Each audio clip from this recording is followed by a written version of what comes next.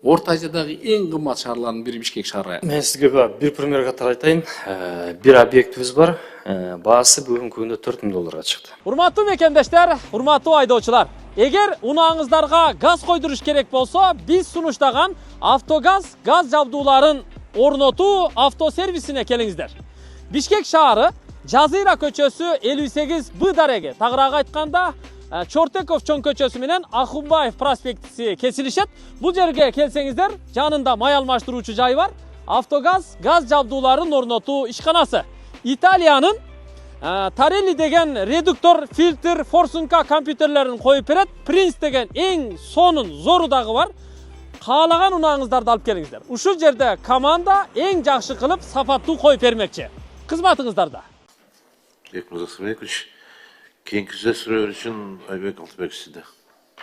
Рахмат, урматтуу Абдынос Кашалиевич. Саламатсыздар, урматтуу депутаттар, урматтуу бүгүнкү жыйындын катышуучулары. Нурдан Эмелевич, сиздин маалыматыңызды уктук. Туура, эң туура. Бир эле биз эмес, бүтүндөй кыргыз эли көрүп турат. Бүгүнкү акыркы жылдары курулуш тармагында бир топ жакшы иштер, жакшы жылыштар болду. Анын себеби биздин урматтуу президентибиздин бул өзүнүн чечкиндүүлүк кадамдары деп ойлойм мен. Жана ошондой эле ошол Кабминдин министрлери сиздердин дагы кызматыңыздар зор деп ойлойм. Ал жерде президентибиздин жеке көзөмөлүндө курулуп, жеке көзөмөлүндө иштер, жумуштар аткарылган үчүн бүгүнкү күндөгү мамлекетибиздеги курулуш тармагындагы рекордтук жетишкендикке жетишүү бул жеке гана биздин президентибиздин чечкиндүүлүгү деп ойлойм мен. Андан кийин урматтуу депутаттар, бардыгыңыздар көйгөйлүү маселелердин бардыгын көтөрдүңүздөр. Мен дагы ошолордун сиздердин катарыңыздарда дагы бир эки маселелер, бир эки суроолорум бар. Нурдан мырза, ата мекендик курулуш материалдарын өндүрүүчү биздин өндүрүүчүлөргө кандай сиздер тарабынан кандай жумуштар аткарылып атат, кандай колдоо болуп атат сиздерден? Эми курулуш тармагында билесиздер, курулуш материалдары болбосо ал нерсе болбойт. Албетте ата мекендик өндүрүштү биз колдоого дайынбыз. Ошонун эле негизинде мынакей мисал катары айтып кетейин. Кечөө эле бизге ата мекендик ушул курулуш материалдарын чыгарган бир компания келип кетти. Ал компания краска чыгарган компания экен. Бул жаңы иштетип баштаптыр. Эгер мурун биз краскаларды ошол мектепте социалдык объектилерде курулуп аткан краскаларды Ирандан алдырсак, бүгүнкү күндө ошол жака өзүбүздүн ата мекендик производителден алалы деп чечтик. Жана ошондой эле мынакей Карабалта шаарында жаңыдан иштеп баштаган завод ачылды. Бул арматурный завод. Алар дагы биз өзүбүз барып көрүп кеткенбиз, таанышканбыз. Жана көбүнчө заказдарды биз ошол жака бергенге аракетибизди көрүп атабыз. Бирок тилекке каршы алардын да объему чектелүү экен. Эгер объемду берсе, бүгүнкү күндө биз основной материалдарды өзүбүздөн чыгарганга мүмкүнчүлүгүбүз бар. Ошол эле учурда мынакей Кемин районунда былтыр урматтуу президентибиз Садыр Нурбек Жапаровдун катышуусунда клинкерный завод ачылды. Ал заводду да биз ошо сопровождение кылганбыз курулуш иштеринде, жана ошондой эле вод кылууда. Жана ошондой эле мынакей ал завод ушул Кыргызстандын Ысык көл, Нарын, Чүй облустун 3 облустун потребностун толук жаап берүүгө мүмкүнчүлүгү жетип атат. Азыркы учурда алар цементти чыгара баштады, клинкерди чыгара баштады. Мощностин көбөйтүүдө. Эми азыр кыш болгондугунан мощность кармап турат, бирок ошол эле учурда заготовкаларын дайындап атат. Биз ата мекендик курулуш материалдарын чыгарган ишкерлерди биз колдоого ар дайынбыз. Учурдан да пайдаланып айтып кетет элем, эгер ошондой ишкерлер болсо, кандайдыр маселелер болсо, ошол сертификация боюнча жана ошондой эле курулуш агенттигинде маселелер болсо, бизге келүүгө чакырат элем. Мисал катары айтып кетели, мынакей Канский ТШП деп өзүбүздүн ата мекендик заводубуз бар. Ошол заводдун ата мекендик чыгарылган жанакы листтер менен биз мамлекеттик курулуш агенттигинин сырткы фасадын жазадык. Бул дагы бир өзгөчө бир мындайча айтканда маанилүү нерсе. Себеби ушул курулуш агенттиги өзү колдонуп туруп анан элдерге колдонууга берсе дагы бул үлгү катары кетет дейм. Жана эгер баягы нормативдер ченемдер бар, ошолорду дагы биз карап көп жерлерин баягы өзгөртүп берүүгө мүмкүнчүлүгүбүз жетет жана өзгөртүп берип атабыз. Мен бул суроону берген себебим, сиздер ушул сырттан кирген курулуш материалдарына сертификат бересиздер да.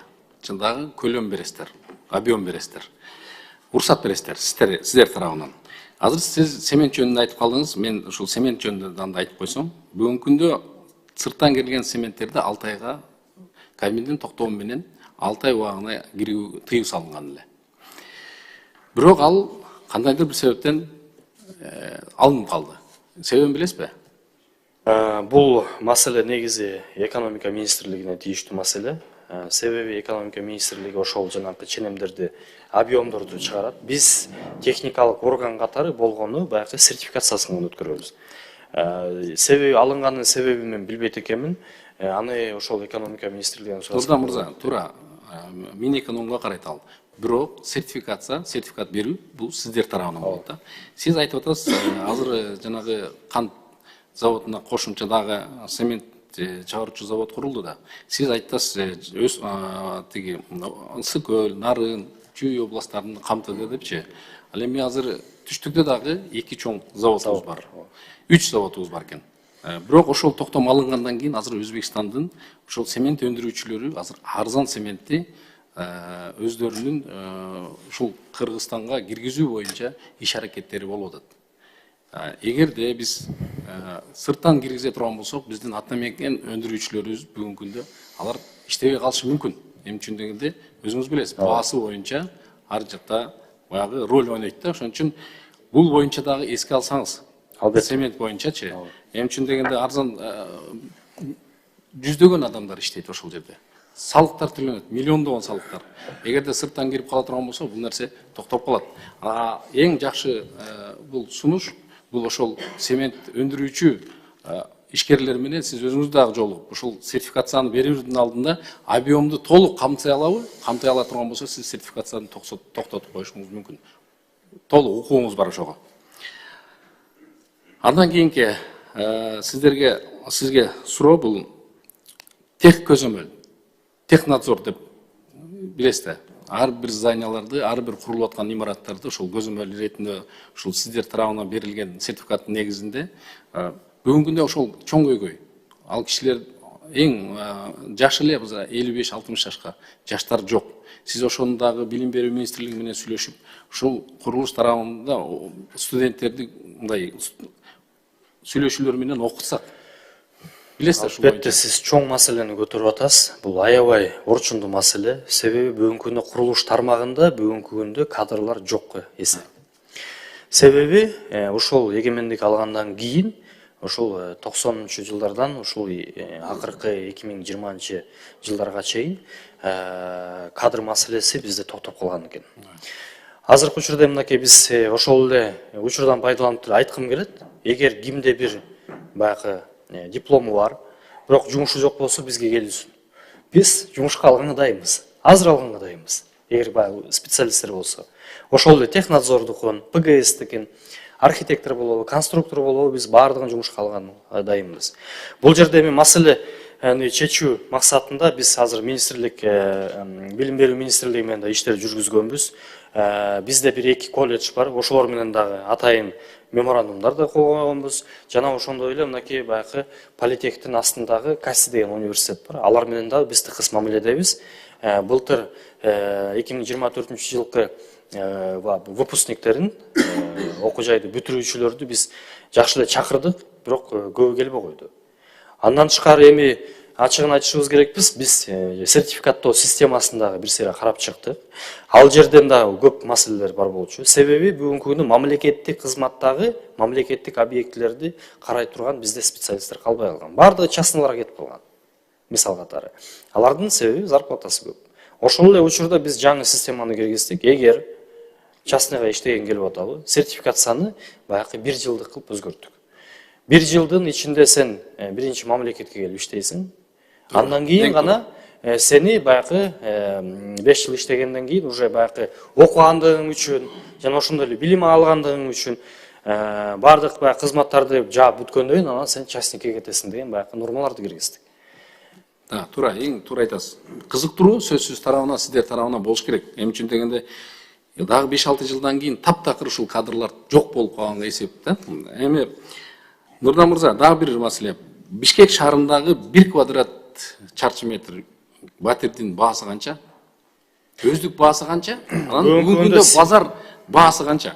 Бүгүнкү күндө себестоимость, орусча айтканда себестоимость, өздүк баасы 1 чарчы метрдеки $900 $1100 чейин чыгып атат. Бул деген баягы өзүнүн классына жараштуу, жана ошондой эле курулуштун моделине жараштуу. Андан тышкары мисалга айтып кетели, жана панельный үйлөр бар. Алардын баасы арзаныраак эле. Алардыкы где-то бир $600 айланып атат чарчы метри. Ал эми каркасный метод менен салынган объектлердики 1 чарчы метри ошол $900 $1100 чейин өздүк баасы чыгууда. Ал эми базар баасы боюнча эми ал кандай десем, бул антимонополиянын жумушуна тийиштүү болуп калат го дейм. Бирок биз айта кетчү нерсе, бүгүнкү күндө базар баасы даяр үйдүкү базар баасы $1,500 башталган учурлар. Нурдан мырза, бул маселени айткан себеби, сиз курулуш тармагындасыз да, сизде бардык жагынан маалымат болуш керек да. Бардык тарабынанчы. Эми сиз билесиз да, $3000 чейин чыкты алды. $3000 чейин. Бул азыр бүгүнкү күндө Орто Азиядагы эң кымбат шаарлардын бири Бишкек шаары. Мен сизге бир пример катары айтайын. Бир объектибиз бар. Баасы бүгүнкү күндө $4000 чыкты. $4000. Бул жаңылык мен үчүн. Мен биринчи жолу угуп атам.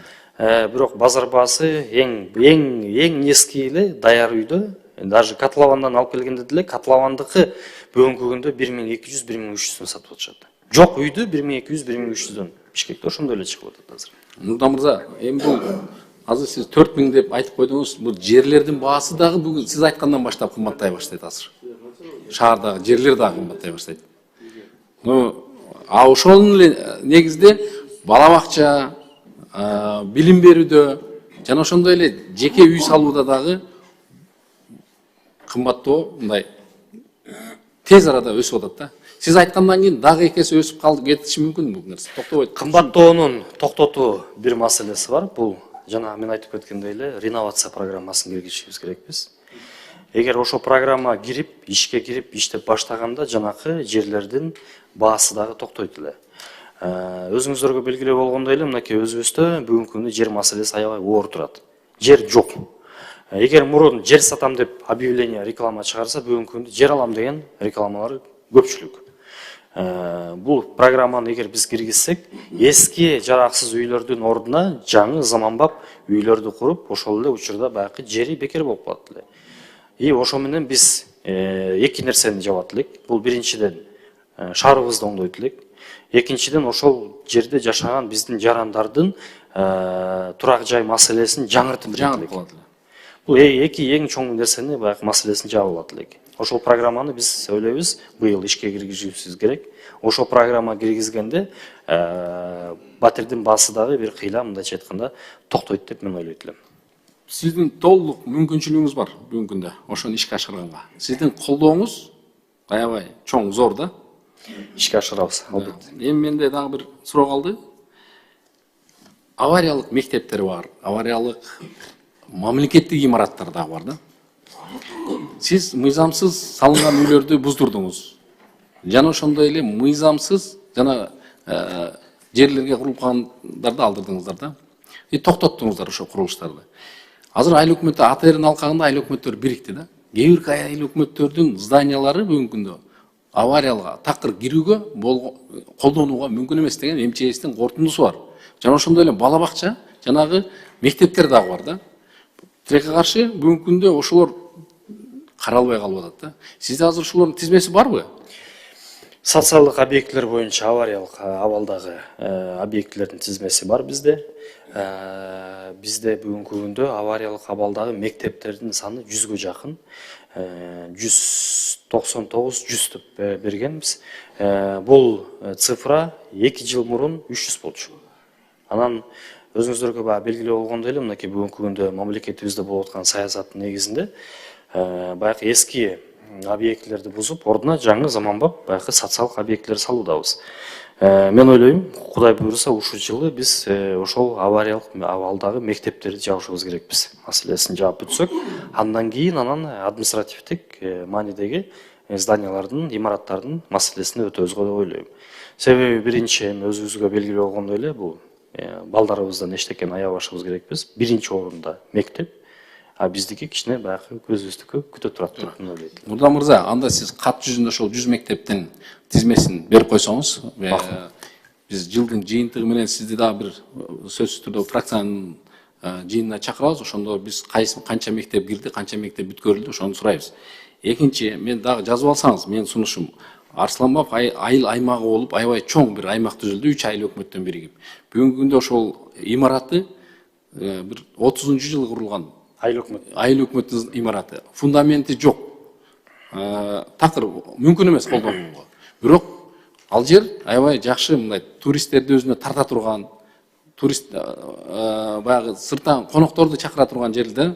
Ошол жерге бир мүмкүнчүлүк болсо, быйылкы жылга ошол жерди караштырып берсеңиздер, жакшынакай бир имарат салып берип койсок, ал жерде иштеген биздин айыл өкмөттөгүлөр дагы мындай жакшы бир келечекке болгон жакшы бир менен иштейби деген ойдомун да. Ошон үчүн жазып алыңыз, Арсланбап аймагынын имараты деп. Рахмат. Урматтуу Москвадагы мекендештер, эгерде сиздерге Москвадан Казакстанга кирди-чыкты кызматы керек болсо, Заир деген жигитти өзүнүн айдоочулар жамааты менен сунуштайбыз. Телефон номуруна азыр чалыңыздар. +7 926 421 1605.